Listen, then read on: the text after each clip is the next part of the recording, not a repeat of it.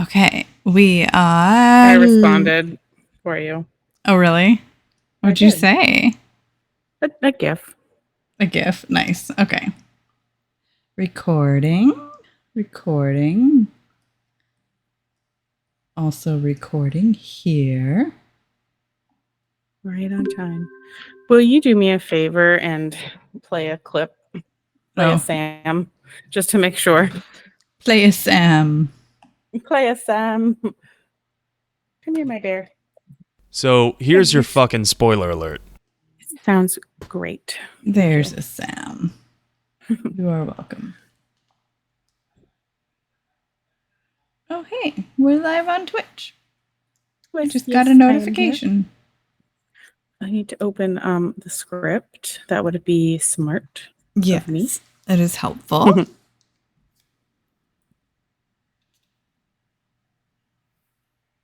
And Audacity. I should open that as well. I just saw the GIF you posted. I feel like it's apt. It is. Let's go, Eileen. Let's go. I think you are the only one to have thought that. Your mind is astonishing. Go harass the fuck nut in robots. Hashtag TGOS channel. I put my emojis to soften the blow, but I didn't want to. I just also don't want to. Yeah. Soften the blow.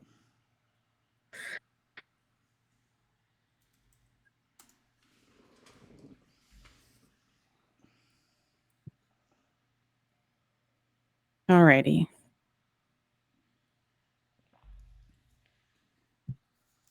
Got my things set up.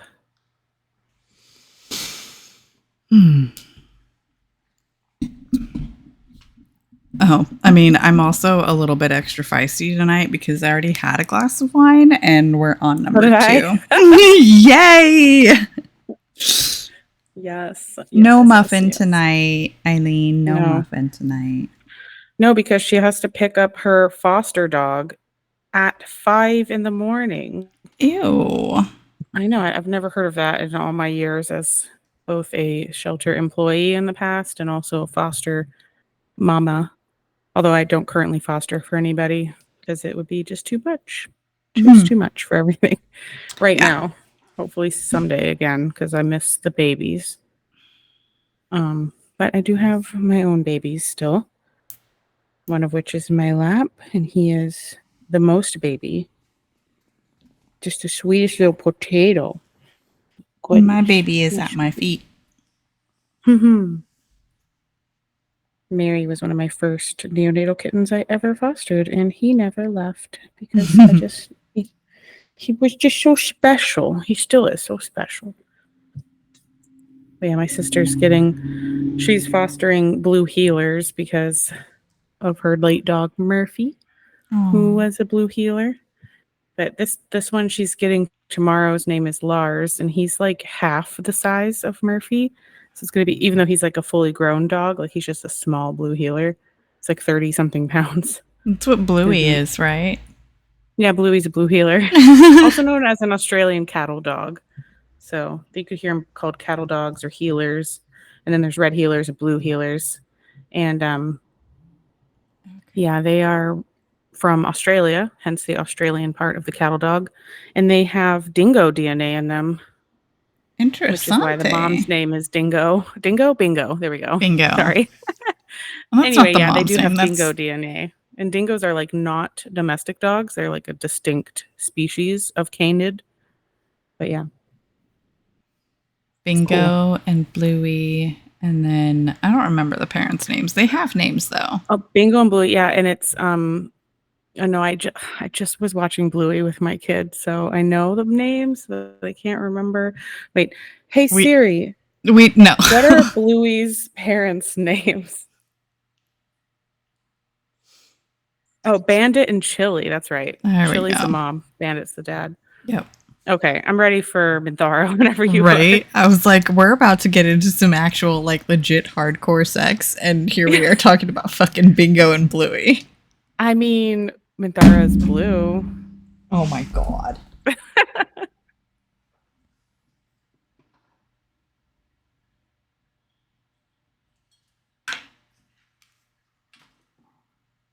Sorry, my external hard drive just fell to the floor. That sounds ideal. Okay, ad starts in 50 seconds, so we'll let the ad break run and then we'll get started. Good evening, Yuri Cat. Hello, Yuri Cat.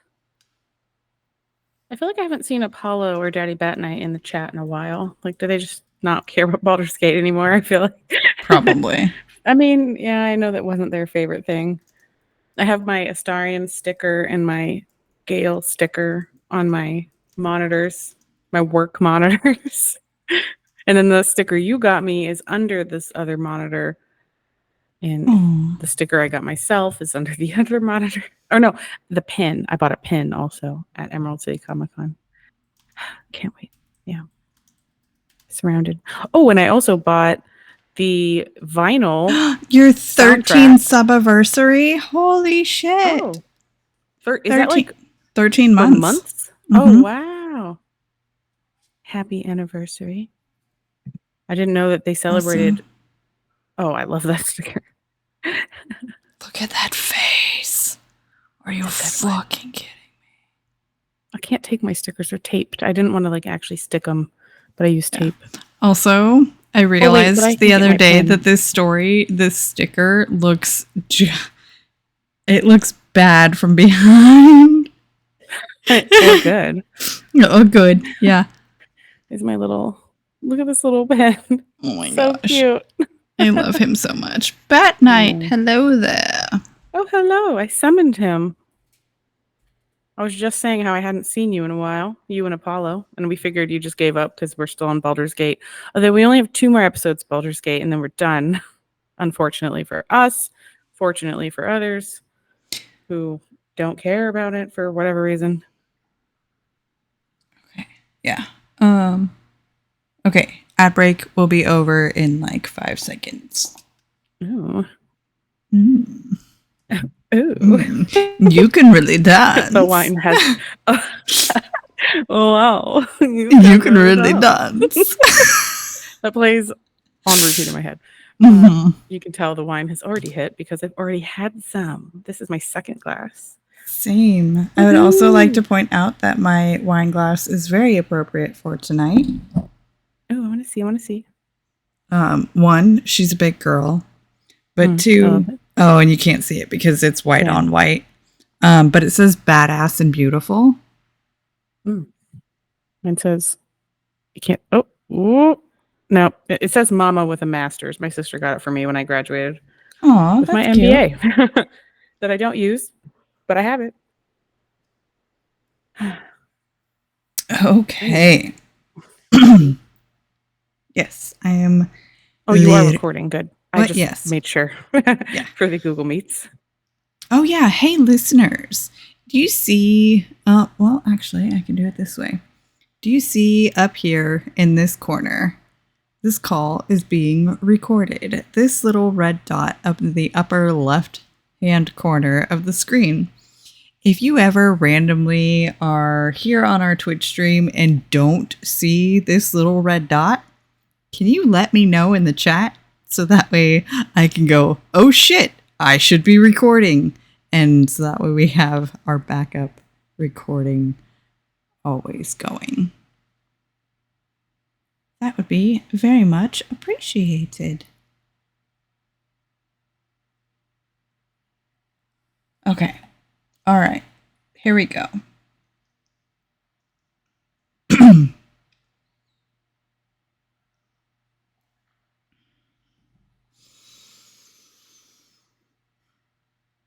Hello, and welcome back to another episode of Two Girls, One Ship, the podcast where we analyze, rate, and review all that the world of video game romances has to offer.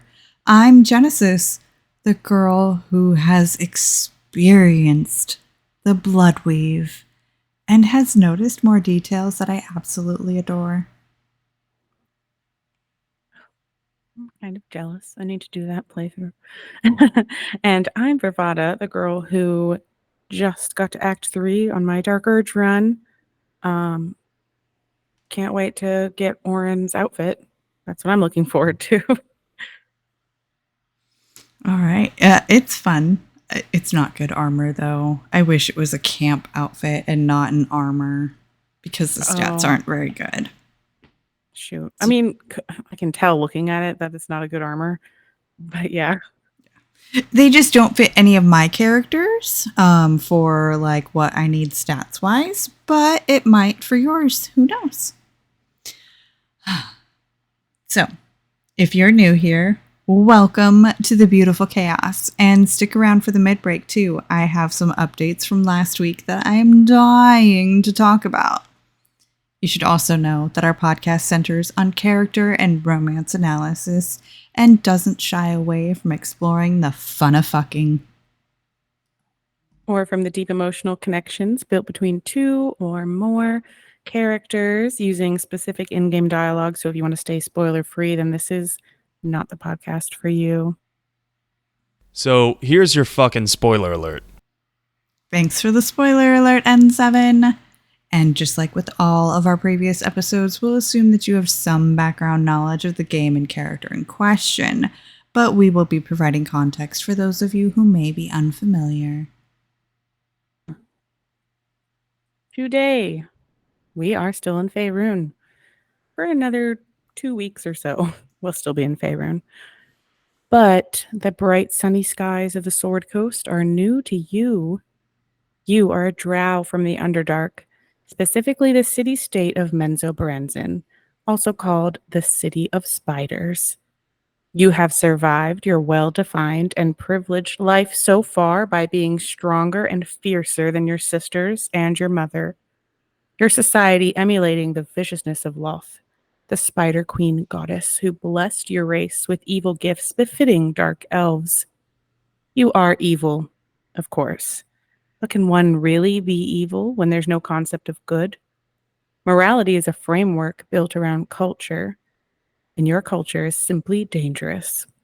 You were once a paladin in service to Loth, but now you serve a new god. Your oath of vengeance remains, just the why and the who has changed. How long shall you let others tell you who you are, Minthara Baenre of Baldur's Gate 3? I am a daughter of Menzoberranzan's most ancient and powerful house, the Baenre. I lived a life of privilege and danger. My home was at the tallest point of Cuel Arzol, the place of the nobles, a plateau high above the city's sprawl. I enjoyed every luxury, whether harvested in the Underdark or stolen from the surface, and I survived my first assassination attempt while I still suckled at my mother's breast. I tasted her blood that day. She covered my body with her own, and a blade bit deep into her chest, almost puncturing her heart. When I came of age, she tried to take my life herself, and I gave her fresh scars to match those she earned protecting me. So that sounds fun. Nice mother-daughter bonding moment there. Now, if you haven't guessed it, the Drow, or the Dark Elves from the Underdark, are a matriarchy. Not in the sense that they are women benevolently ruling in a collectivist and equitable way. Oh no. This is the way of the spider. The way of the shark, where your children fight for the right to survive, and even them you may not deem them worthy. The high noble houses of Menzoberranzan are run by the matron mothers, or high priestesses. The high priestesses in service to Loth. And their daughters and other female members of the house also served politically. The sons and male members of the house were little more than bodies used for whatever purposes they were best suited to. whether that was a house mage, a soldier, or simply a little plaything. Males never held any political power or authority. Yeah, before me as a feminist gets too excited, this society doesn't sound fun either. So this is not like the opposite of a patriarchy or anything. This is rather just the women are in charge rather than men. It's horrible. It does not sound fun to me. So Minthara lived fiercely and dangerously, but also comfortably, as this was the life she was used to. She understood her place in Drow society as a highborn daughter with power and influence. She fought as a paladin, drawing power from her oath of vengeance against those who would betray Loth. And then one day, some cultists came knocking. Would Minthara perchance like to hear about our Lord and Savior, the Absolute? No. She gut them and hung their corpses in her garden. But as they decayed, she decided, how dare they intrude on this land? How dare they seek to undermine the Spider Queen herself? Part of it was curiosity, but part of it was her oath simply demanding that she trace their path to whatever place these cultists came from. She brought good, strong, but male warriors with her and made her way to Moonrise Towers. She expected a battle against the cultists, but instead she was met with a lavish feast befitting a mother matron. Ketheric Thorm was expecting her and invited her to feast with him and his collaborator, Orin the Red. He flattered her, knowing just how to speak to Minthara's pride and confidence. Now, at some point during this false talk of an alliance, Orin grew impatient. She got on the table and skipped her merry way towards Minthara, slicing the throats of her warriors as she went. Orin said, "I want this one." And as fast as you could say, "Ball, babe," Minthara was taken down to the tadpoling center, and she was made a thrall in service to the Absolute. Minthara was made into a tool, forced to kill under orders from the Netherbrain, aka the Absolute, and Orin brainwashed her, telling her that she was special, chosen as a true soul. Minthara became a zealot, mostly because of the tadpole, but also because Minthara has a space inside of her that she seeks to fill by external means. Yeah, she does. But her sense of self is determined by who she fights for. And when you meet her, she is not herself at all, but is fighting for a fake god. Also, did you like that? Did you like that joke I added? I obviously didn't think that you could take it that way, but it's so obvious now that I hear you say it, that she has a space to fill. Yeah, I see that now. So I'm sure we all know what Minthara is like when we first meet her in Act 1. But until very recently, the only people who could find out what she's like outside of the direct control of the Absolute would be people who sacrificed the grove and partied with the goblins. That is a pretty evil path just to get one character, considering doing this will make Karlach and Will leave your party, and maybe even Gale, unless you can persuade him. Minthara isn't even like that evil. She's like neutral evil or even lawful evil at best. And when she gets her mind back, she will question a player character who kills the Grove, saying that she was not in control of herself, but you were. So why did you commit such needless violence? They've thankfully added in an option to recruit her without doing this in subsequent patches, but Minthara is still pretty bugged overall. Hopefully it'll get better as they keep on hotfixing and patching. So in this episode, we're going to talk about the romance as if it plays out unbugged. So your options beyond being evil to recruit Minthara now include knocking her out in Act 1, but specifically knocking her out when she is only temporarily hostile, aka outlined in yellow. If she is hostile or outlined in red, it won't work. Trust me, I tried. I messed up. And now I have to play the game a third time to get her. There used to be a wild workaround also known as Sheepthara, which my sister did. Took her 5 hours, which involved polymorphing her into a sheep, but that is no longer necessary. And honestly, if you had done that, it was very buggy in and of itself. So, jumping right ahead, the only sex scene for Minthara currently is one that occurs during Act 1 and later on in the game. She will say that she was still under the thrall of the Absolute. So I didn't really like that. Like, I want the actual romance after she is unthralled from the Absolute to have a scene with her under her own free will. But we promised to talk about what all video game romance has to offer. So we're going to get into a very early on and very erotic scene with Minthara. Yeah. Normally, I have to wait until after the mid-break to pull this out, but strap in. It's a wild ride. You are here. Good. Come with me. Now, lie down. An image of her naked body against yours flashes into your mind. Do not speak. Just do as I say. You learn fast.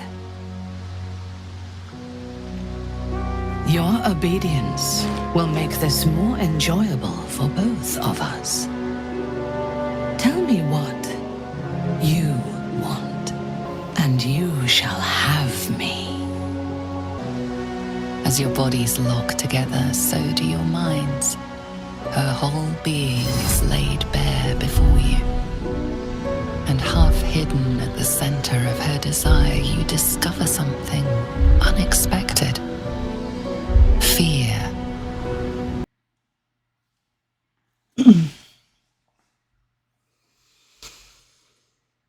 The first time I experienced this scene firsthand was with a female Tav. So I'll go with that breakdown first, and then talk about the very much appreciated differences between a female and a male Tav. This is the only scene that I get that is like this. So, of course, I'm going to talk about it. Now, Minthara beckons you to follow her and is quite pleased to see that you will take her up on her offer of a night of passion. The both of you quickly undress, and as you sit on a dais devoted to the Absolute, your legs are slightly spread.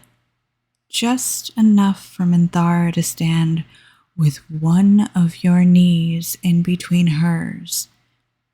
A quite sensual massage to those sensitive elven ears is where this scene starts. As you caress her face with your left hand, she quickens the pace by clearly moving your right hand off of her hip and directly in between her thighs. Her head falls back in pleasure, and then the scene fades to black. I expected it to end here, but oh, do we have much more to talk about, lovelies.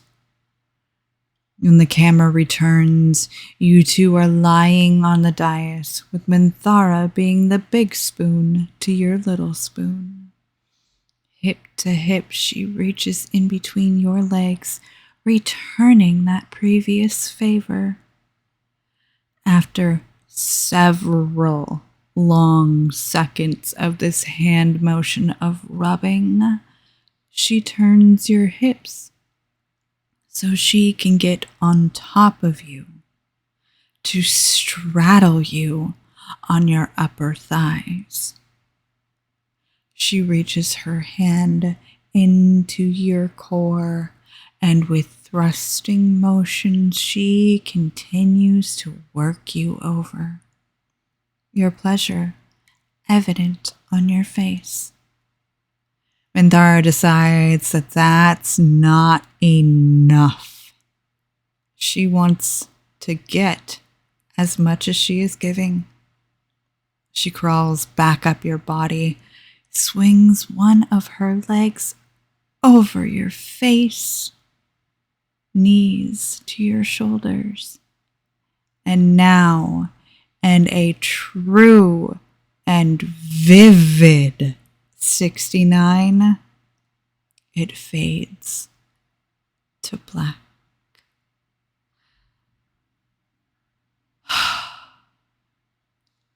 Honestly, this is the closest scene to a legitimate softcore porn I have seen in a video game since Cyberpunk.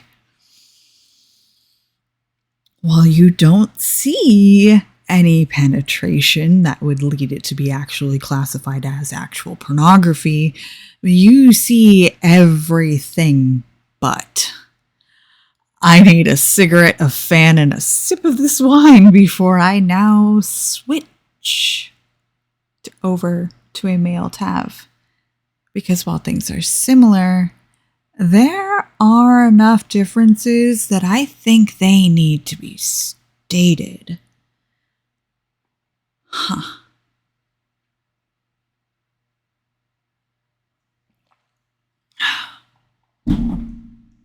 And just so you guys know, there is an app called Quiver that is all 100% audio readings of sexual encounters. I have signed up and am waiting to be accepted as a pure sex voiceover actor. Oh my God. That's so perfect for you. Right? I think I'd be good. I think you would be too. I mean, you do it on here, so you might as well get paid for it additionally. They asked for references, and I was like, please see 2 years of back content where I vividly describe sex scenes. Okay.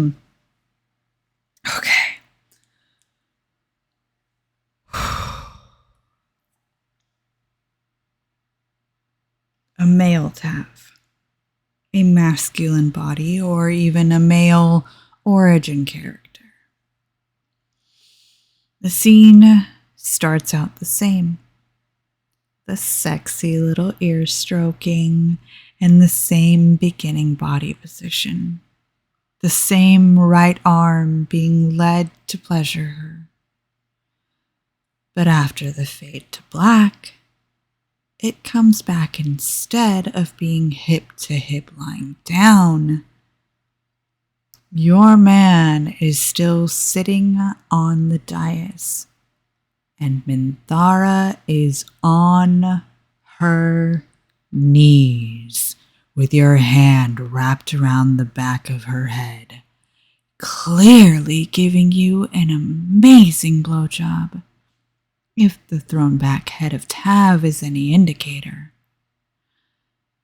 And I'm sorry, there is a look on this man's face that hits a button. He looks down the length of his body at his woman on her knees. And darling, At one point you wrap your left leg around her shoulder, and she uses that leverage to lift and twist you by the hips, so that way now you are flat on your back. She then slings her leg over your hips and gracefully sits down, plunging you directly into her core. In this reverse cowgirl position, she rides you up and down. Minthara knows exactly what she is doing. The arch of the back and the bracing of her hands at your sides. But she wants even more. She decides to turn around so that way she can kiss you and look into your eyes while she continues to grind on your hips. Is that hair pulling I see in the fade to black? Why, Tav, I think it is. Are you attempting to tame this woman? That isn't going to happen. Let the fire stoke and build. V, my darling, I don't know how we stumbled onto the hottest and sexiest sex of all sex as our last companion romance. But honey, I might need a minute to recover. A minute to smoke a cigarette and take a breather. Exactly. I can go for round 2, but just give me a minute, babe. I watched both scenes and I did not know that was how it went. It was like my brain wanted to use the word jump scare, but I wasn't scared. I just was not expecting it because the other scenes were so suggestive and fade to black that to see as much as we saw with Minthara was like almost shocking. Like I just didn't expect it because literally no one else comes close to the amount that you see. No, this is like legitimate sex. Yeah. I could easily see this as like the starting to a softcore or something along those lines. Astarion in his ascended scene definitely gets close to this, but nowhere near the same length of time that is spent on this. Yeah. Gale's we've seen is a full 3 minutes long, but it's way more sensual and implied to me than this scene. This is just like legitimate, just straight up sex, and not necessarily like straight sex because you can also be a woman with Minthara as well, but it's just sex. Yeah. I would argue honestly that I know everyone's player sexual, but I really feel like Minthara is much more of a lesbian. I know she can have sex with a male, but like when she talks about her past lovers, they tend to all be female. And so I kind of just view her with that sexuality, even though everyone's player sexual, like I said. I feel like that's a little bit more societal, though. She's more likely to have sex with somebody who is her equal rather than having sex with a man, because apparently that's probably only going to be for like breeding purposes. Yeah, exactly. Yeah. Yep. Nope, I agree.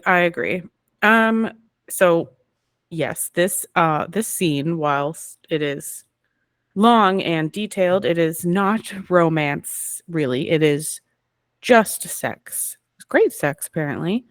I did think it when I watched the scenes, I thought it was interesting that the other badass female companion, who also comes from a dangerous meritocracy, just also had their quote unquote, this is just sex scene in the same spot of camp, like that rundown stone tower. And also the fact that you are on the dais, like this altar, it's like some sort of religious feeling. Like it looks like an offering in a way, like you guys are offering your passion to the absolute or something, because you have to remember at this part of the game, she is still under the absolute's control. She is still a believer. She has not yet been given her free will back. So after this scene, Minthara will tell you that she'll see you at moonrise and you will part ways until then.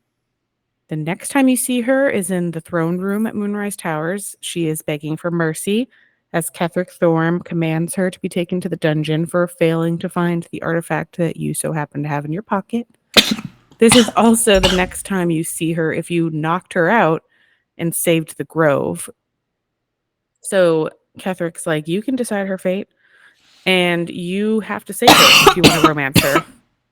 There are 2 cultists down there trying to break her mind, which you can help them do if you want to be horrible. But we're not going to do that because we're romancing her. Once you break her out of the Moonrise dungeon, she will join your camp and be completely different to the Minthara we came to know in Act 1. I think it's very obvious exactly how much she was being controlled just by the shift in her voice. Like she sounds so different to me.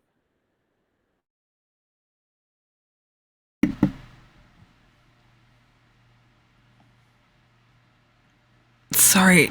This is really awkward. I swallowed wrong and wine went down the wrong pipe. Oh, I'm no. like dying. I saw your face and I was like, what's happening? Are you okay? Wrong tube.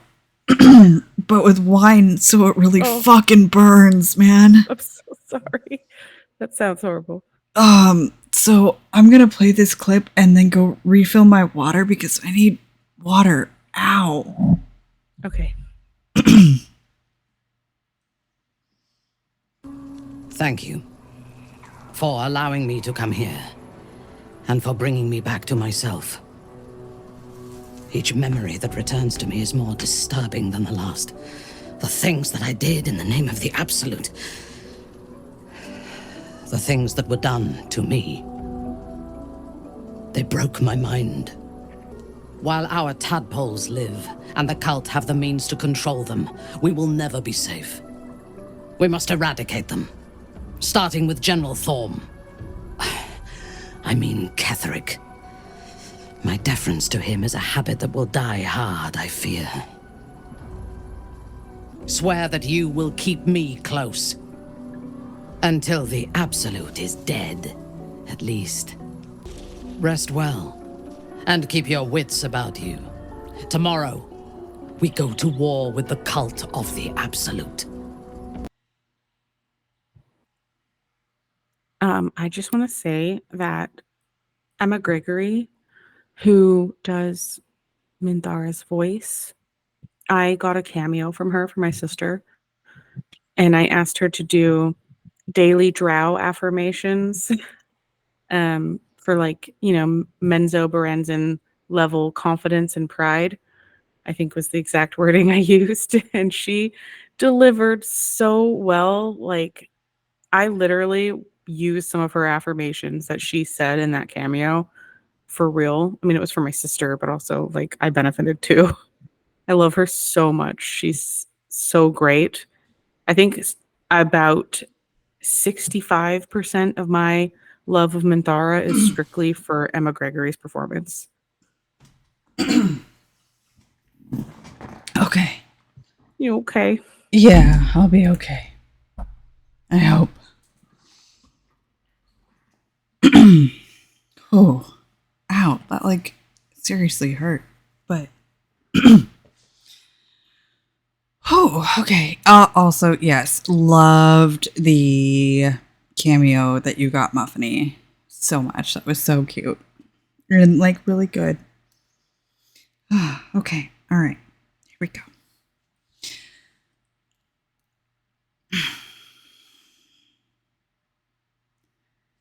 Hells yeah. Oath of Vengeance, here we come. So, nothing much happens with Minthara during Act 2 of saving her until you defeat Ketheric Thorm. Minthara's personality, now freed of control by the Absolute, is still ruthless and cunning, but her violence and aggression are tempered. Minthara approves of displays of power and efficient, if not violent, solutions to problems, and respects those with the strength to follow their own path. Minthara disapproves of shows. Sorry. Minthara disapproves of compassion, any form of benevolence without personal gain, and senseless violence. At one point, she will comment that she doesn't fear much, but she does fear Orin. And Orin is the definition of senseless violence.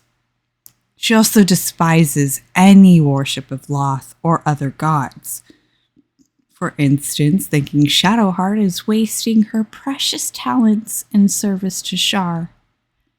As you earn approval with Minthara and get closer to her, she will admit that much of her anger towards the cult stems from them exploiting her desire to belong by using her as a mindless tool and giving her a false purpose. I will say there are two notable exceptions in Act 3 to her disapproval of benevolent acts.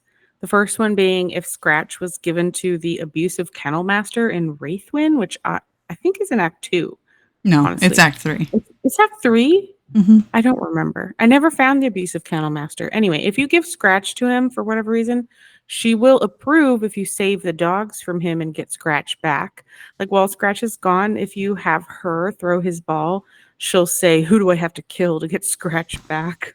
So cute. And she also will approve if you help Yenna the child when she says she hasn't seen her mum in a 10 day. But back to Act 2 for now. Minthara will find her zest for life again after you defeat Ketheric Thorm. I mean, obviously, gets the blood running hot, right? This is a great victory, but merely a first step. We know from a narrative point that we need to gather all 3 Netherstones to defeat the Nether Brain, and the other 2 are in Baldur's Gate. Gortash has one, Orin has the other. To any other companion, Orin is simply a scary child of Baal who probably should be killed on principle, and she may have also posed as one of them and kidnapped them. Sorry, Helson, or Lae'zel, or maybe Gale, or even Minthara. But to Minthara, it's personal. Orin is not just a daughter of Baal, but someone who made it personal with Minthara, so now she has to make her vengeance personal. Minthara will take just a moment to revel in your victory against Ketheric.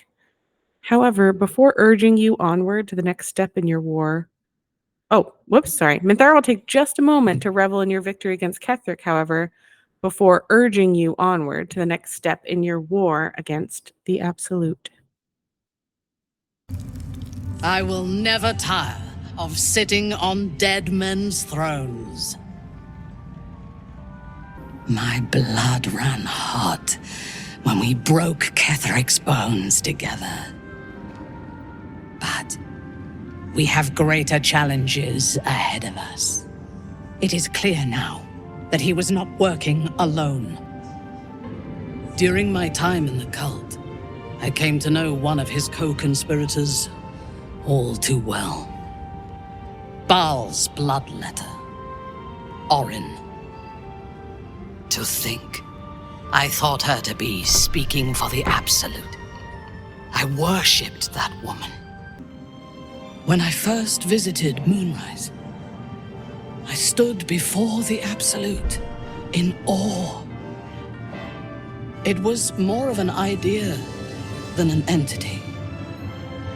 Pure love.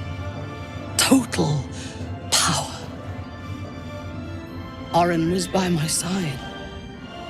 She told me that God had chosen me to be a true soul. Blessed and adored. Now I know that those memories are lies. There was no God. Orin held me down in a cocoon of flesh, while a mind flayer forced a parasite into my brain. And she laughed at my fear. I will find her. I will murder her. And I will smile.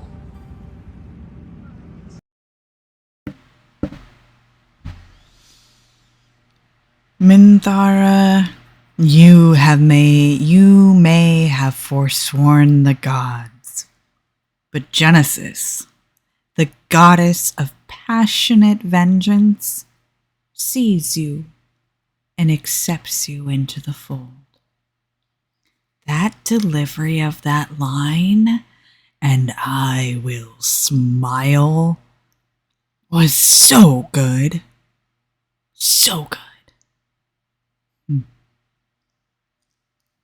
Now, Minthara's upbringing in a social Darwinist matriarchal society not only makes her a misandrist, but also a schemer.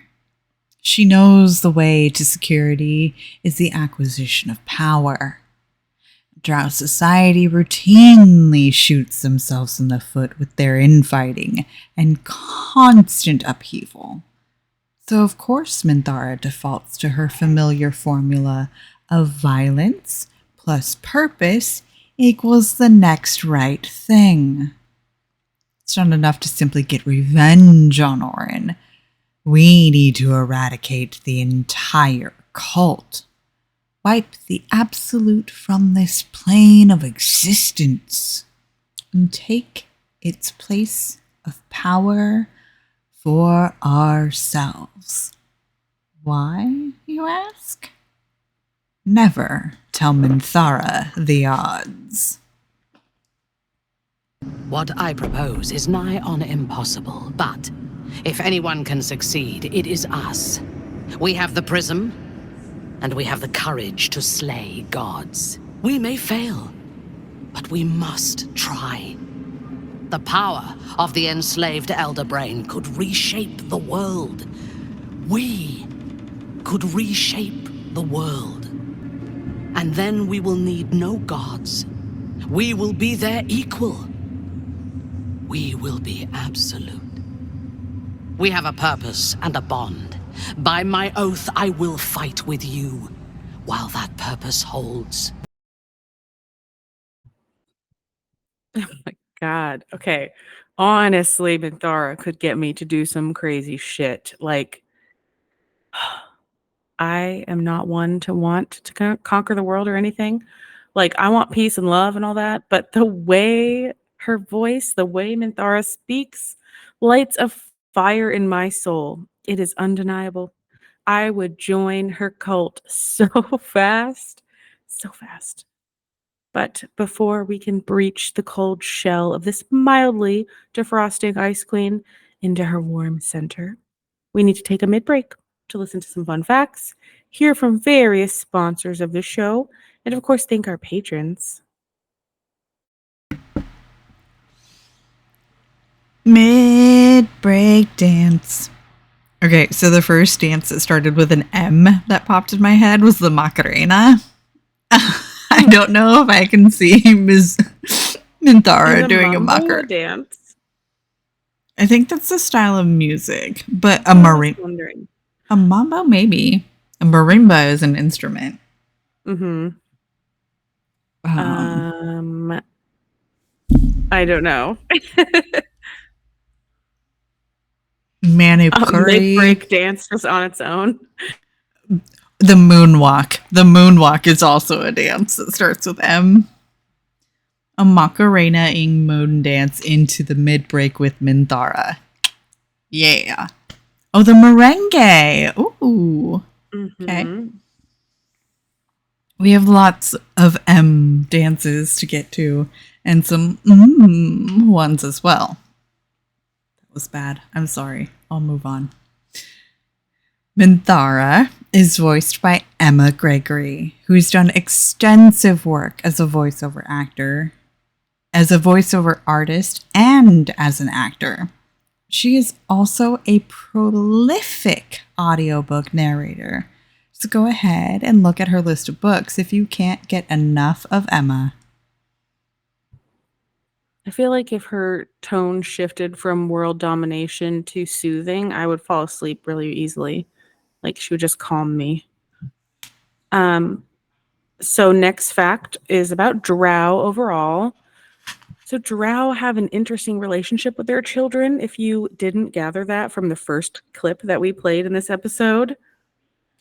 On some level, they recognize that there is a need for children as the future of their race, but the vulnerability of young drow actually led them to make the potion of magic resistance. Apparently, the drow invented that, according to the Forgotten Realms Wiki. Wow, I can't say that. But there was almost no love between a parent and a child, merely one of mutual exploitation. Also from the Forgotten Realms Wiki, which I'm like, how can a child exploit a parent? Apparently, drows are just born vicious. I don't know. They are, especially the drow. It is very much a, not only do I know that my child one day is most likely going to try and kill me because of the way that our society is, they're just vicious little fuckers to start with. That's why I went with half drow. All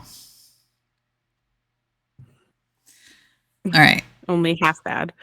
Yeah. Yeah, I wanted something.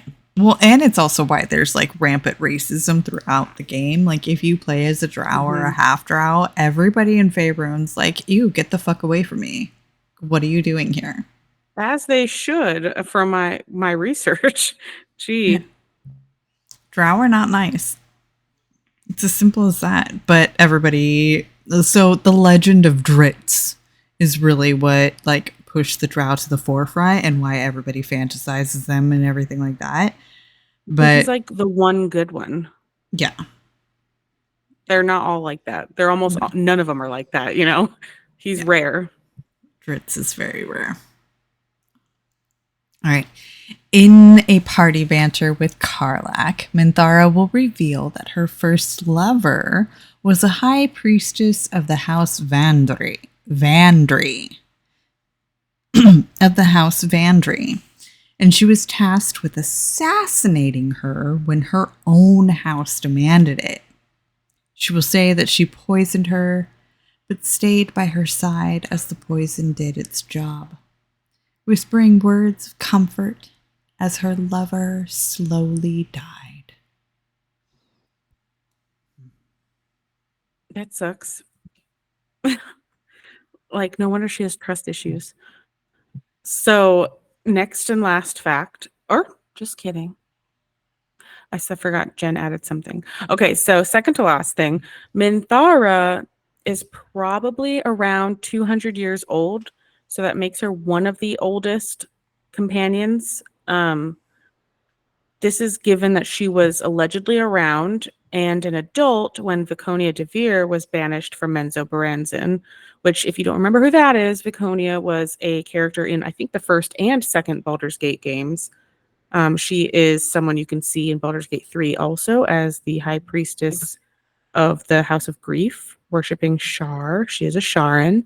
So it's been 120 years between Baldur's Gate 2 and Baldur's Gate 3, and Viconia was banished from Menzoberranzan around 70 years before Baldur's Gate 2, if the Google math is mathing that I found. So that would make Minthara like maybe around 10 or 20 when Viconia was banished. So yeah, she's a little bit old, but not really, because she's still a drow. So you also have to double that. If you're taking the standard of a 10-year-old or a 20-year-old, in elfin standards, that's still like a literal toddler. So yeah. Well, that was just based off of strict years that have been like counting the 120 years between Baldur's Gate 2 and 3, plus the 70 years before. It was like 71 years before Baldur's Gate 2 that Viconia was banished, which like the earliest reference put Minthara at like 10. So she either was a child or an adult. I'm not really sure, because she could have been older than that. It's not stated like when Minthara was born.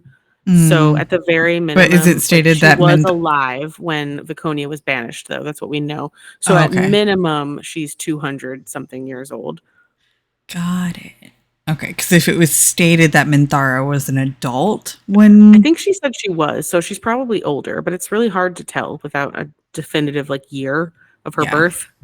Agreed. And elven lore, and then I don't even know if drow age differently than like a standard wood elf would. So fuck if I know, exactly, because as far as I'm aware, drow do not meditate in the same way. They don't get their ancestral memories like other elves do because of their curse.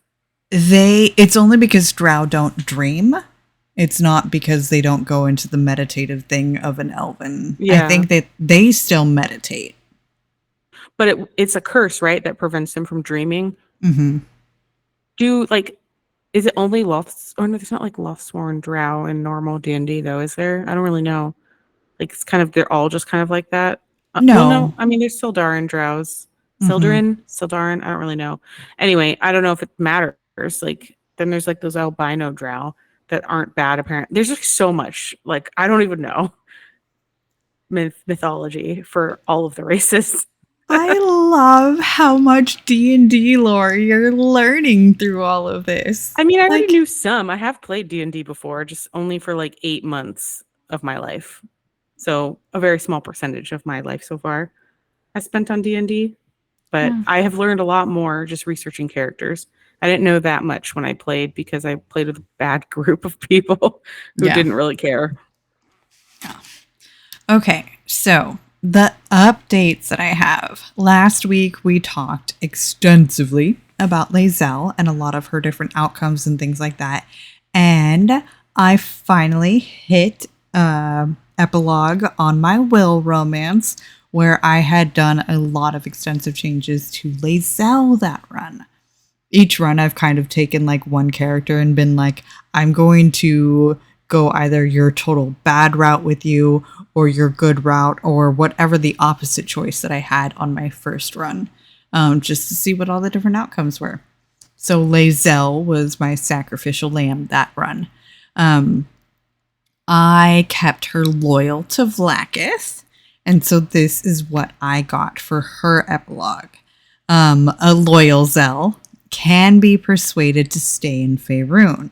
And it's actually kind of cute and sweet at the end because she said, my whole life I have wanted to serve Vlaakith, but you have shown me this world of color and excitement that my heart has never known. And so, yes, I will stay with you in Faerun. And it was like, oh, okay, I really, really like that. She did have the baby Githboy egg hatch, and his name is Zon. It's spelled with an X, but pronounced like with a Z, so that I did get confirmation in-game dialogue for. So I was able to keep Lae'zel, have her have a son, and I really, really like this outcome for her. I also really like her other half too, where she goes off and does what she wants to do as, like the next Orpheus. So I don't know which one is better. I honestly think that both are valid. I also hit Act 2 on my Bloodweave playthrough. It was a moment. I have replayed this scene a couple of times already. Getting the Gale romance scene in the Weave, playing as Astarion, has been magical. I absolutely loved it. And the tiny little detail that I noticed that now I need to go back and watch it as like literally anybody else romancing Gale is that Gale only kisses Astarion on his left side, meaning not the bite side. Anytime that he's over on the side with the bite, he goes for the shoulder or the face or the chest or anywhere else, but specifically avoids the spot where Cazador marked him. Gale claims every other inch of Astarion's body as his own, but leaves the bite marks alone. I don't know why, but that was like really touching. What do you think? Yeah, I could see an argument for gently kissing the mark and avoiding it. Like, obviously, we know Astarion's story is full of trauma. So I could see Gale being the highly anxious and people pleaser that he is, just avoiding it to not traumatize or make him think about Cazador at all while they're together. Mm-hmm. But I also could have seen like a scene where he does kiss it just to like reclaim that part too. Yeah. I went with the first option of I'm not going to even allow Cazador to enter this space between us. Because I like that. I like that narrative better. It was good. I was very, very, very happy with it. Yeah. Also, Gail's kisses are fucking adorable. Like 3 of the 4 kisses I'm absolutely in love with. There's one that is so literal basic that it's like, I kiss my friends like this, Gail. Like, what the fuck is that? It's literally just walks up and goes, peck, and then turns back around and she just smiles at you with a big goofy smile. Just cute. The one that I love. The one that I love the most is Gail. Like Astarian's face gets out there, all pouty lip, like, come here and kiss me. And then Gail sneaks up and kisses your cheek instead. And Astarian gets this super shocked face, like, what? And it's so fucking cute. I need to see that. The so cheek kiss is absolutely adorable. But then Astarian decides to pull him by the waist and is like, no, motherfucker, you're going to kiss me the way that I want it. I'm not sure if it's because I haven't finished the personal quest or if my game's bugged or something, but I only have like 2 kisses with Astarian right now, and they're both really similar and very like just straightforward kissing. Like, yeah, they're long and nice, but they're not like anything like that. I don't have any like cute little animations really, so I don't know. I guess we'll see once I kill Cazador. Yeah, they change after Cazador for sure. Mm-hmm. Okay. Moving on. Spotify. Yay! We are at 183 ratings, and I appreciate every single one of you. The goal of hitting 200 is a huge feat for us, and we would absolutely love to hit that goal. So ask your friends, have them listen to our intro episode, and then they can rate the podcast. Steal your coworkers' phones. Put us on there too. Get us to that 200 mark. And special shout outs, major love, big hearts, all the thank you to our special patrons. Toasty and Apollo, Becky and Daddy Bat Night, Miss Theos and Muffiny Cake, Winifred and Evie from HR, and Lavellany. Big heart, major love, all the thank yous. Yes. Thank you forever and always. I would raise an army and fight my own mother for you, a la Minthara. Okay, Jen, are you ready to show Minthara who she is through our eyes?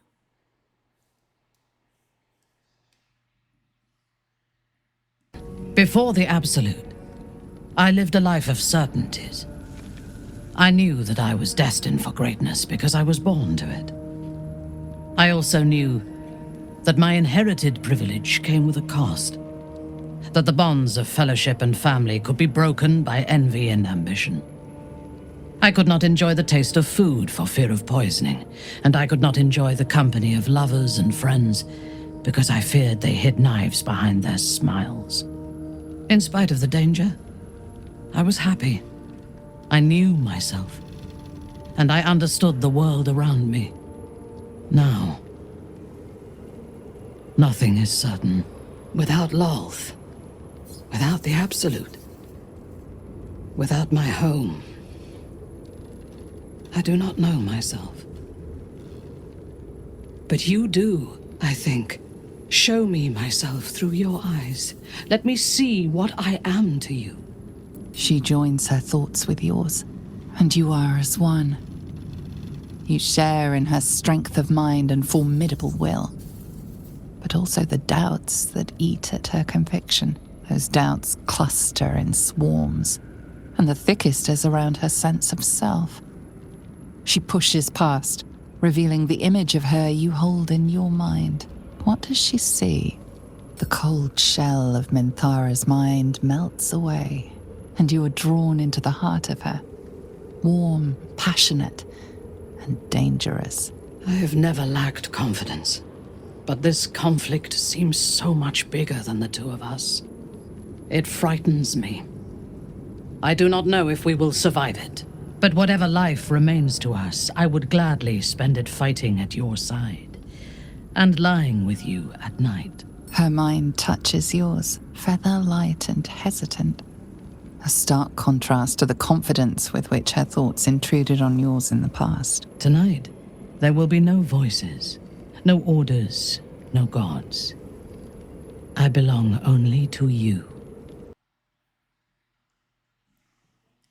There we go.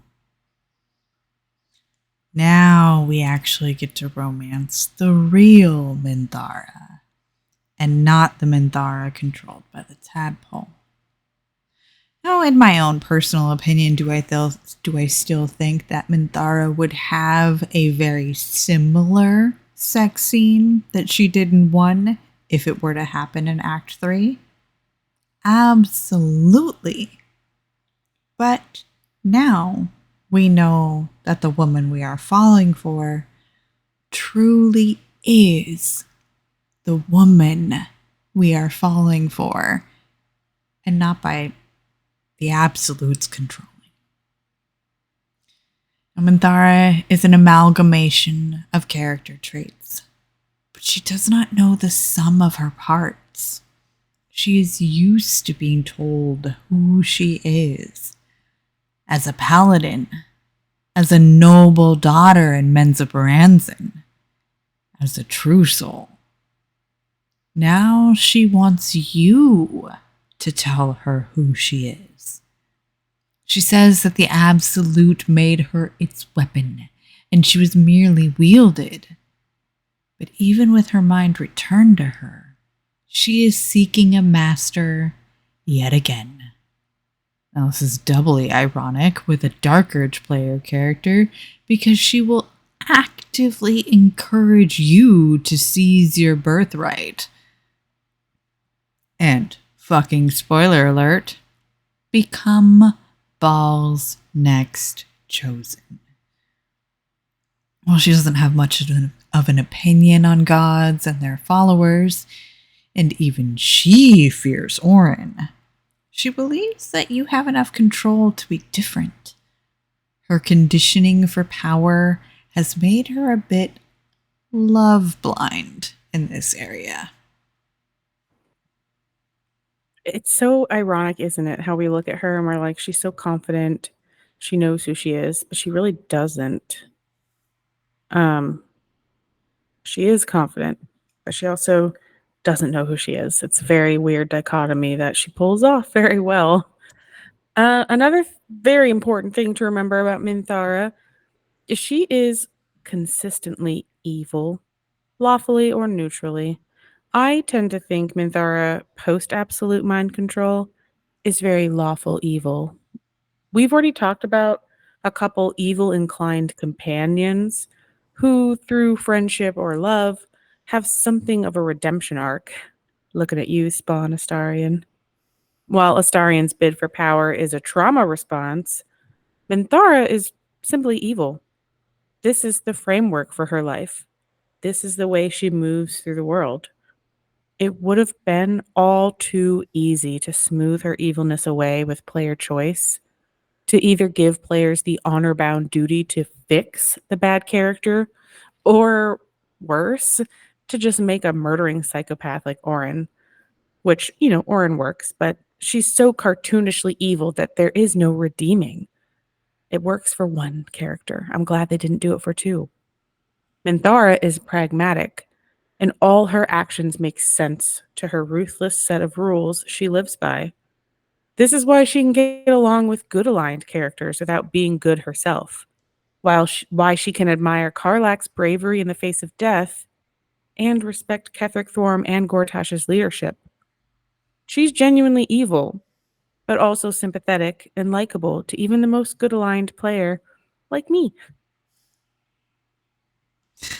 Yeah, as a romance option, she has something known as the sugar and ice personality, also known as the hot and cold or sweet and sour. She is cold to the general public and even some of our companions, but fiercely loyal. To her lover, she has one of the most openly passionate and loving romance options. I mean, besides Karlak. Her kissing animations are aggressive, often grabbing the player by the neck and pulling them in close or dipping them for a deep kiss. I mean, even the large body male characters get dipped every once in a while. She's affectionate, but also domineering. It's honestly a shame that she isn't known as well by the fans because she was locked out of so many playthroughs before they patched in the option to just simply knock her out. But now, she has the option to choose her future. Her free will being the thing that she values the most.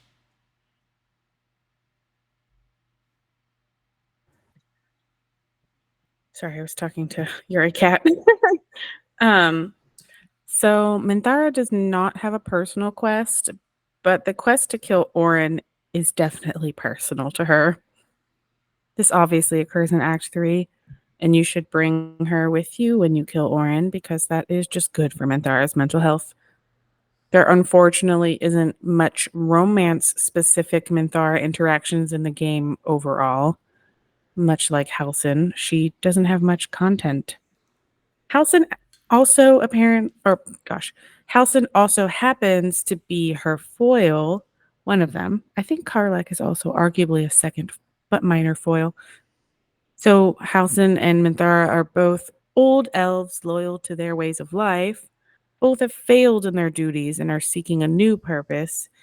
And while Halsin is happy to share and go where his desires take him, Minthara is extremely monogamous because she's a walking trust issue. I mean, can you blame her? After her upbringing and the constant betrayals, danger, and backstabbing, I would have trust issues too. But Minthara also sees the opportunity for creating a world more suited to her and to you. In this next clip, you and Minthara are talking about how, with the artifact and the Netherstones, you could actually become gods yourselves. Yay. Just to touch on her extreme monogamism, taking her to the Drow twins is especially funny. Yeah, but also don't. Right. If you're romancing her. Like she's not about that. She's not, but like you can take her there as like if you've romanced nobody or didn't or romance somebody else. The fact that the male claims like Menzoberranzan tricks, she fucking lays into his ass, and it is so funny. Love it. Okay, right. But now we need to talk about what would happen if you want to become a god yourself with Minthara. When we first met, I could not have chosen that future. I could choose nothing. It is only because of you that I did not meet the same fate as Orin. Lost to madness and blood. If you had killed me when we first met, I would have been just one more casualty of your crusade against the Absolute. And nobody would remember me.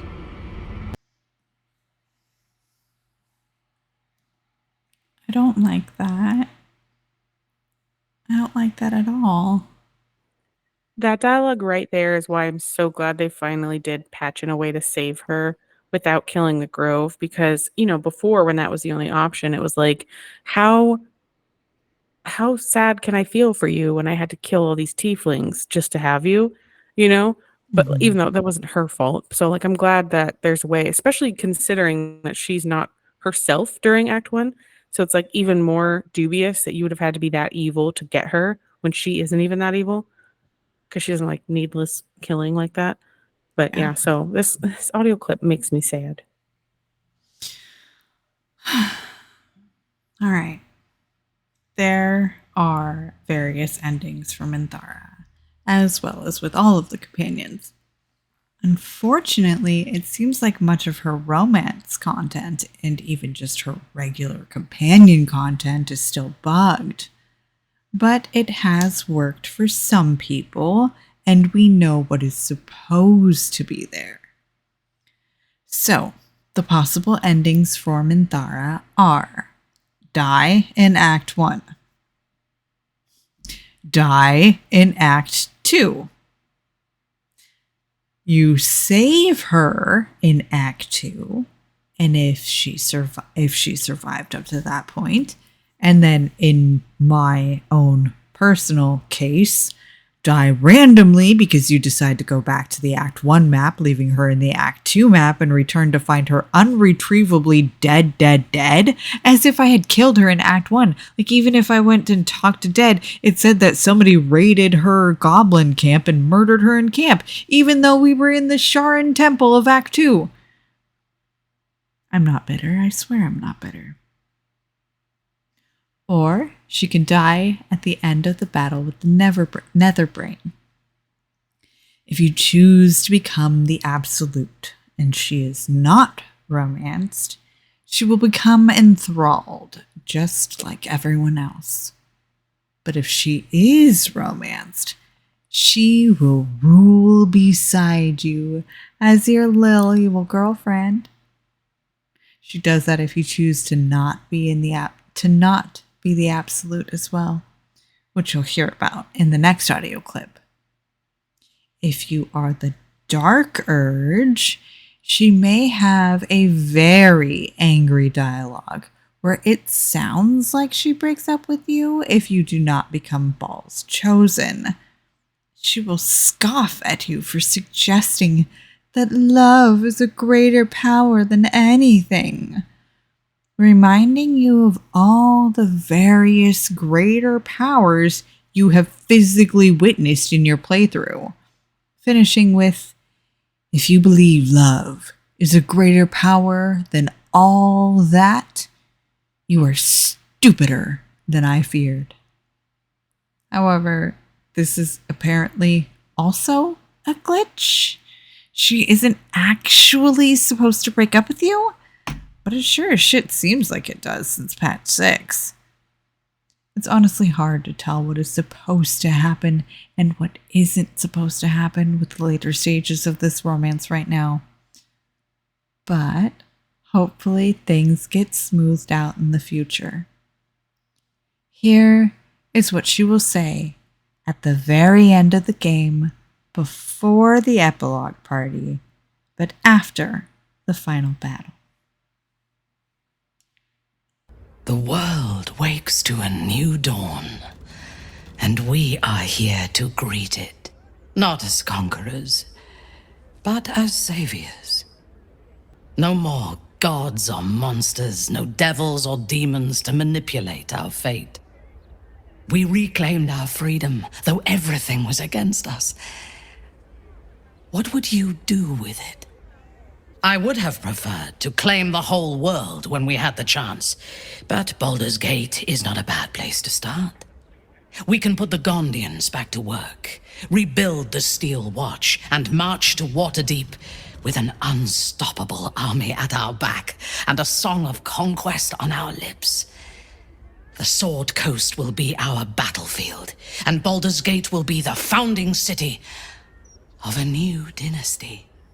My name belongs to my mother, so our house will have a new name, your name, and the world will learn to fear it. And the world will learn to fear it. I love that. Yeah, it sounds amazing. It's also like not exactly the happily ever after I would have envisioned for myself, but it certainly is a happily ever after for someone like Minthara. Like, that's just who she is. If you want to constantly wage war and try to come out on top, then she's your girl. She is loyal to well, Listen, okay, we already know from her sex scene that you're not always going to be on top. But if you want to be like on top societally, I saw your face, Jen. I saw that's what you were thinking. um, but yeah, she's going to help you get to the top of the pyramid of the social structure, if you will. I will say, I did see something that was, I think, beautiful. If there someone actually played as Karlach and romanced Minthara, which you would think, oh, that can't possibly work. They're on two opposite sides of the morality spectrum, but it works very well. And Minthara actually cries in that scene if you tell her that you're not going to go back to Avernus, that you choose to die in Faerun. And she will say that she's going to take an army down to Avernus and hunt down and kill Zariel because she is the last of your tormentors still living, I think is the quote.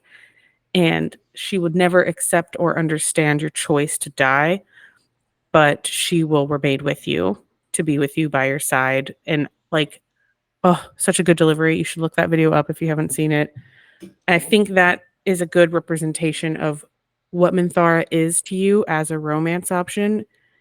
She's so devout to you as a partner. It's not an equal partnership in a way. Like, she's there to bolster your strength, and she on her own is very strong, but she doesn't know that, which to me is a problem. That's the huge fatal flaw for Minthara, is that she has no self-confidence. She's confident, like she does know her capabilities, but she doesn't know her worth as a Yes. individual, you know? She knows she could do whatever she wants, but she doesn't know that she is valuable just in and of herself, because she's never been taught that. That's not a framework she has to work with. And it obviously affects her romances, because she's literally killed lovers in the past because that is what she was told to do in service to her house. Whatever purpose she's aligned herself with, she will sacrifice herself on the altar. And that's just not going to fly with me for a long-term relationship. But I love Minthara. Like, if she got some therapy and wanted to kindle a romance with me after she, learned her value on her own, yeah, hell yeah. Hell Mhm. yeah. Therapy in Faerun needs to be a thing.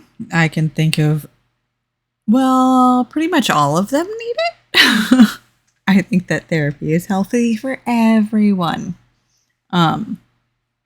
Yeah. For me, I love Minthara, and I need her to actually fucking survive one of my playthroughs. Unfortunately, it's going to take playthrough number 6 to actually keep her alive. I don't know what has happened. Either, I killed her the first 2 playthroughs. My 3rd playthrough, she glitch died. And then my 4th one, I was like, I tried to keep her knocked out when she was hostile, and it still didn't work for me. So I've tried. I really have. It just hasn't worked. So I love her, but it's also not for me. Remember the scene with Astarion where you can tell him, you obviously don't need a lover, you need a friend? I think the same thing applies to Minthara as well, because I need to know that you know who you are before I'm in your life. I mean, me as Jen is a pretty imposing personality type to begin with, but also that's how my tabs are as well. And I know that main player character energy is a big thing. Literally everybody has to fucking listen to me in this game, and you're gonna end up doing what I tell you to do. But if I fail a persuasion check, if I fail a roll, or if I pick an option where you straight up don't agree with me, I need to know that you're going to have the backbone to do what is right for you. Shadowheart, in the end, will always side with Saloon. All those little decisions that we make where we allow the character to make their own decision is generally what is best for them. If I were to let Minthara make her own decisions, I think she'd be paralyzed. I don't think she'd be able to make her own decisions. So I can't be with somebody who doesn't have conviction in themselves. So I want you in my party, and I wouldn't mind spending a night in bed with you. But Minthara, I don't know if I have a place in my heart for you. It reminds me of Morrigan from Dragon Age Origins when we said, I think female friendship is what she needs more than a romance. I think that's what would be the most healing for Minthara as well, specifically a female friendship over a romance. Yes. I will say, like, my sister was supposed to be here again because no one wanted to, be in here for an interview for Minthara, but my sister loves Minthara. And she put notes in here that she wanted us to mention how funny she is. And I agree, Minthara is like a sleeper agent when it comes to humor. She just gets you when you least expect it. So, like, for one, my sister put some examples in here for that. I just wanted to mention this because it's great. If you haven't had Minthara in your party, either look these videos up or recruit her in a playthrough. But, like, apparently, because she hates Gale, because wizards just die young all the time. So if Gale dies in battle when Minthara's at the party, she'll say, "The wizard has fallen," typical, which is just so funny. And I love everyone's this one. probably, yeah, the scratch one. Do you want to read that one? If Scratch dies and Minthara throws the ball, she says, "Withers, be a good skeleton and fetch that ball." Are you kidding? So cute. I know. It's like if you have her in your party for the circus in Act 3, and you can, during Dribbles the Clown's cutscene, you can ask her to tell a joke about the man who married a Drider, which I think already was funny because you're like, in this universe, Minthara's already told this joke at camp because you're referencing, hey, tell that joke again. And she'll say, "It was a wonderful wedding." Like the most deadpan. It's so good. Oh, should we just go through all these because they're so Yeah. good? Okay. All right. Walking around the Shadowlands with her and Astarion, Minthara. The shadows have lingered here so long, the land itself is corroded. A most persistent curse.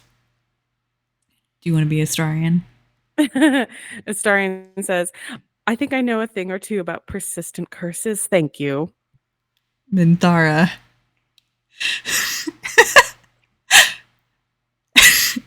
The rashes and sores you may have contracted over your decades of philandering are not the kind of curses that concern me. She just cuts so deep and so skillfully. Ruined. Why would you say that to Astarion? Nothing is safe from Minthara. She just Vampires clocked can't contract diseases. Yeah. Minthara, you Yeah, twat. I know, but it's still funny. Yes. She's so like cunning and she just is shrewd. She knows everyone instantly. And I know it comes from the way she grew up, but it's just funny because she just has the most astute observations about everybody. So, like, another Astarion Minthy banter that my sister put in here. Minthara goes to Astarion. "Half the men of Menza Berenzin are pleasure servants, weaklings whose beauty is their only redeeming quality. You would fit right in with them, Astarion." You think I'm beautiful? Oh, Minthara. It's so funny. I love this next one. Do you want to be Minthara or Gale for it? I can be Gale. Okay. "Do you have elder siblings, wizard?" You're about to say something awful, aren't you? "In Menzo Berenzin, after a house has 2 sons, every subsequent male-born child is slaughtered at birth, as it is useless, even for breeding. You have the aura of a 3rd child about you." That's so good. Cruel Minthara. Love it. I believe I need to play Minthara on this one. Yes. Minthara giving Lae'zel bedroom tips. A few pointers, Lae'zel. I heard you and your lover locked in combat, but the test you set was not rigorous enough. Next time, tie them to the ground and do not release them until you are both satisfied. I can't even imagine what that looks like. And then Lae'zel apparently says, you have given me ideas. Gross. No, thank you. And then Yuri Cat in chat said that she heard if you choose the ending where Gale blows himself up, she'll say something like, he realized he was the least of us and he sacrificed himself so his betters may live. What the fuck, Minthara? I know. But like that's the pragmatic evil that she is, you know? Like it would make sense to her to send one person up with a literal bomb in his chest to kill the Netherbrain rather than all of you guys go up and risk yourselves. I mean, that it doesn't make sense to my morality and my idea of reality, but it does to her. I have never used Atomic Gale. I would never, but Minthara would, you know? Yeah. Oh my gosh. Okay. Oh. I think we've kind of talked everything Minthara there is tonight. Muffiny, thank you, darling, for sending these in.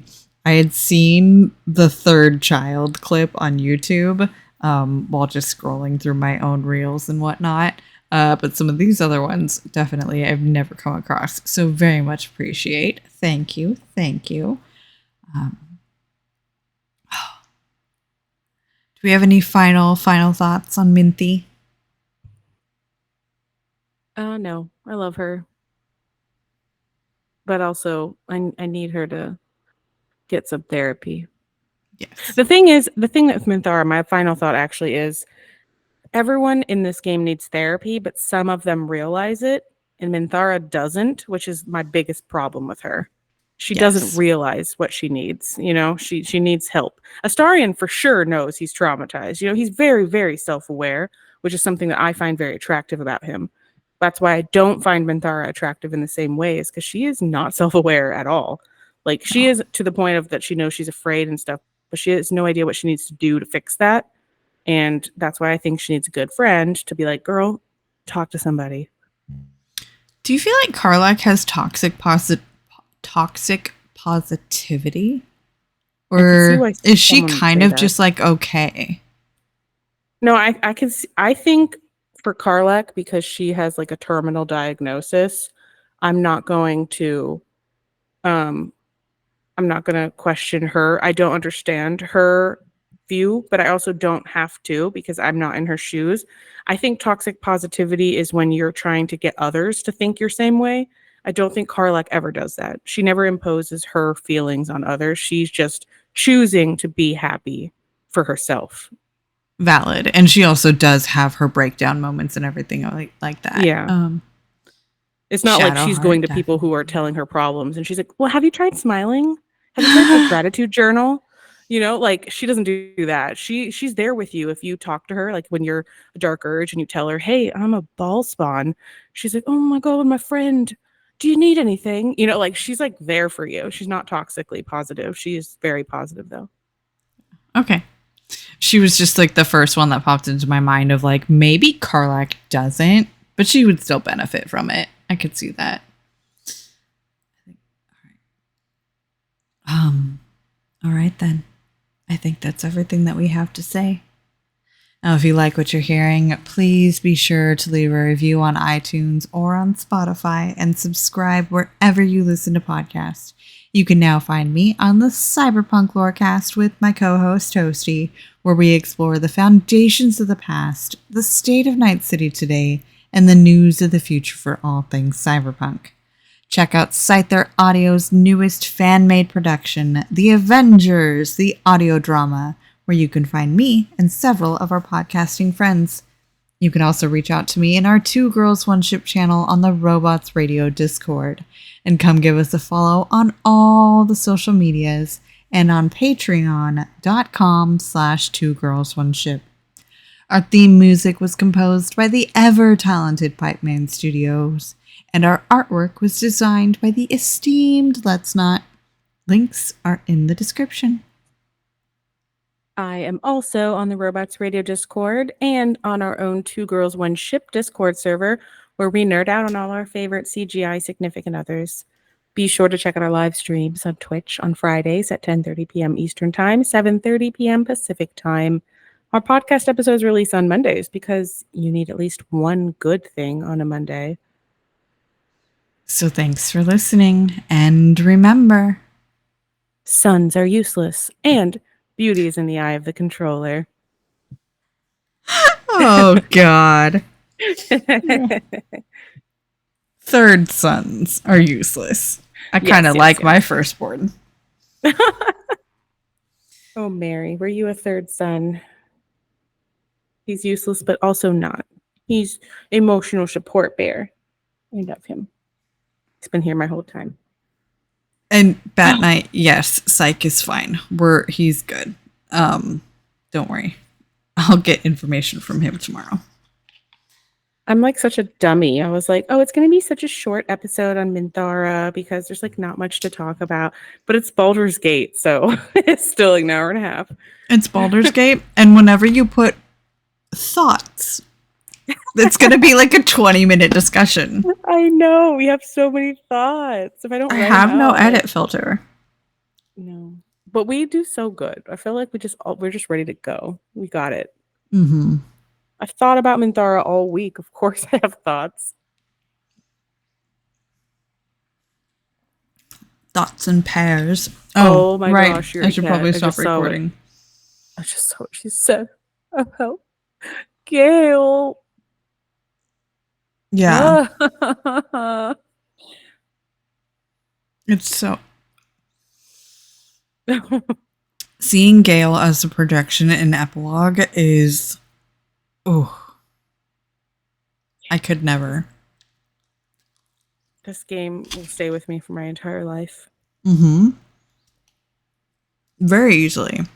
Yeah.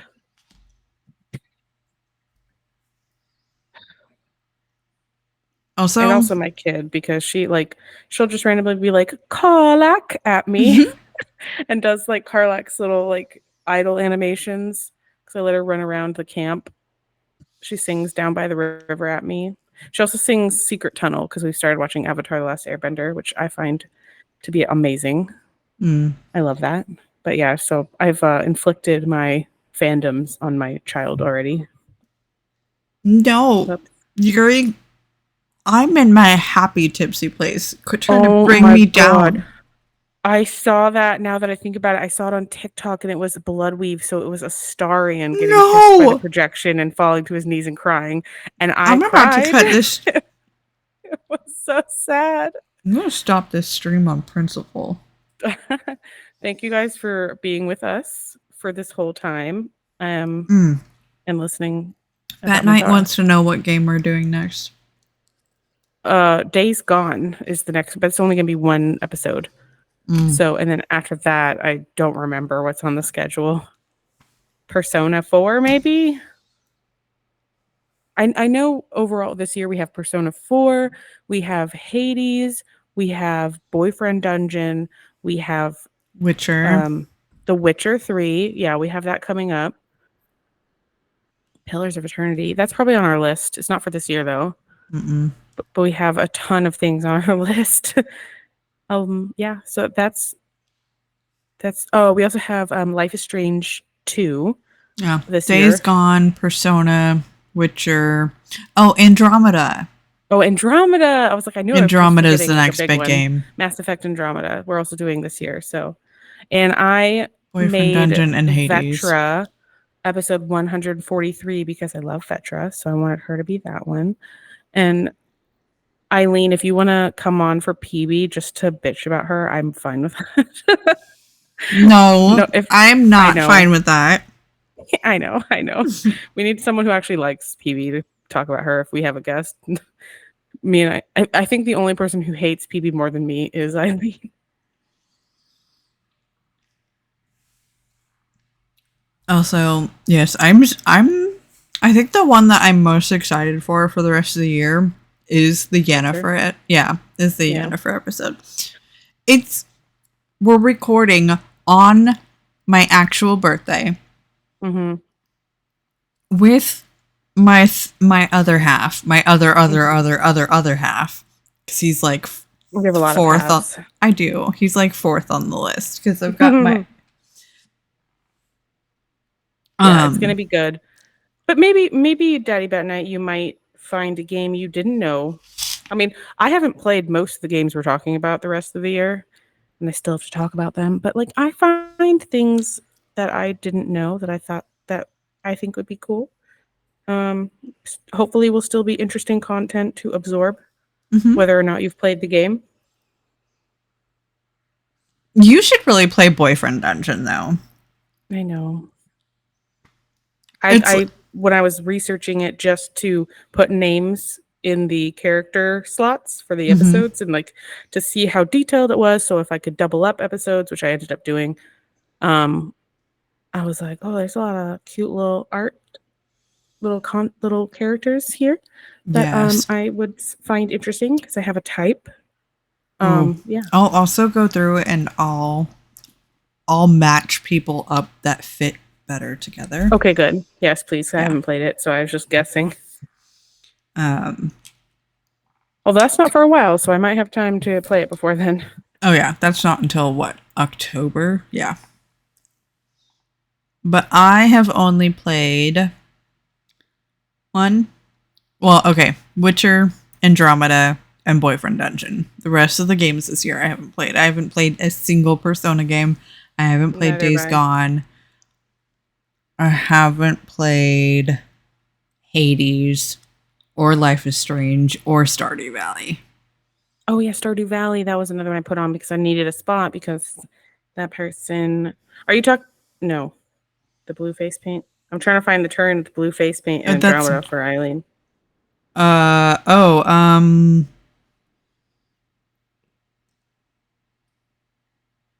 Was it Avitus Rix? No. Tyrion Kandros? Kandros, yeah. Kandros. Okay. Yeah.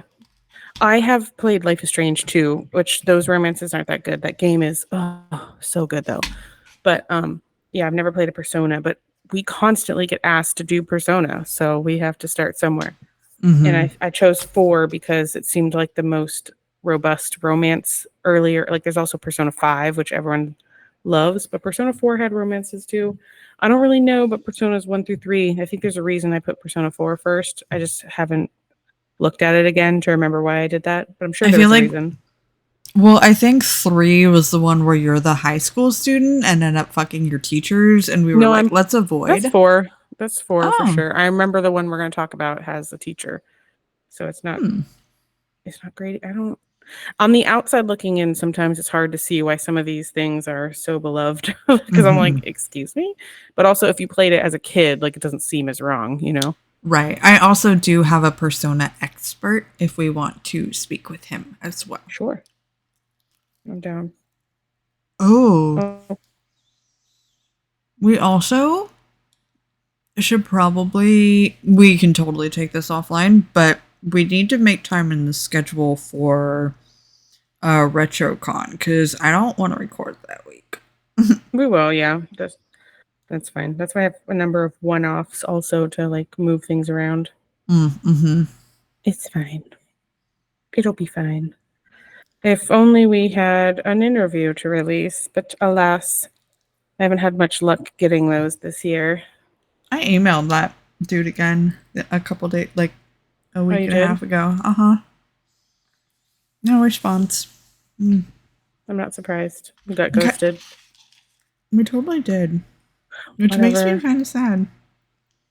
You're mad, I'm sad. I know. I'm not mad. I'm just like, if that's how you want to do things, bro, you go off. Best wishes. Doesn't affect me. Says more about you. I would Go never do off, that to go somebody. off, bitch, I would at go least off, go say off. no, thank you. Go off, bitch. Go This ain't a dating app, like be professional. So, oh, yeah, almost got scammed today, by the way. By who? Who would dare? Like somebody reached I'll out hunt to them us and down. was, well, their website looks totally legit. They look extreme profesh, and they were like, "Hey, we we see that you're listed as a health and wellness podcast," which we are because it's health and I guess wellness under the Sex sexuality. is part of that. Yeah. Yeah. And they're like, "We're looking for people to run Range Rover ads." I'm like, okay. And then I looked into them. The company's legit, but they're like, "Oh, well, we don't have a defined ad payout schedule yet." And I'm like, "Nope. Sorry, if you're going to come to me with an offer for me to run ads on my show, you're going to have a defined payout schedule." Yeah.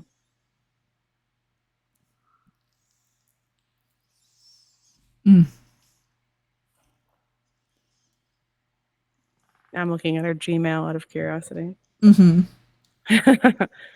Yeah. Anyway, once again, thanks for sticking with us. We have content for years still, because if there's one thing game developers do is horniness. So, and sometimes romance, but usually it's just sex.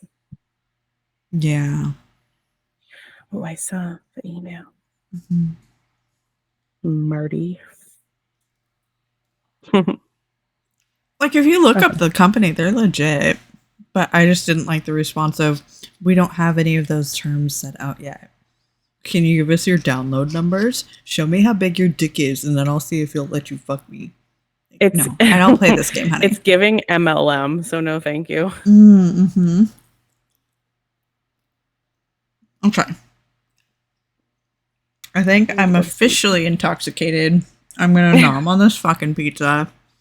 And yeah. Woo. Okay. All right. Goodbye. Love you. Goodbye. Goodbye, stream. Thanks for chatting with us.